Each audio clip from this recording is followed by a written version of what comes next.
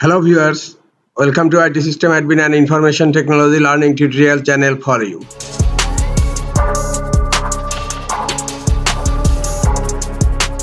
Today in this tutorial I am going to show you how to enable light mode on Windows 11 computer. Sometimes it becomes very important for you, so don't forget to watch full video.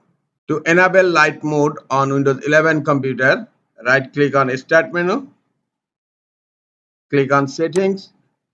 In left pane, click on Personalization, then click on Themes.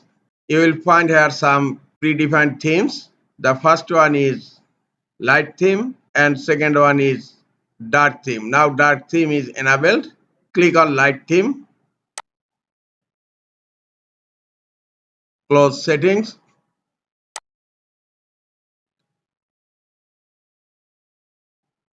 And look, light theme is enabled on my Windows 11 computer. This is all for today. Hope this tutorial is helpful for you. Keep watching for next tutorial. Thank you very much.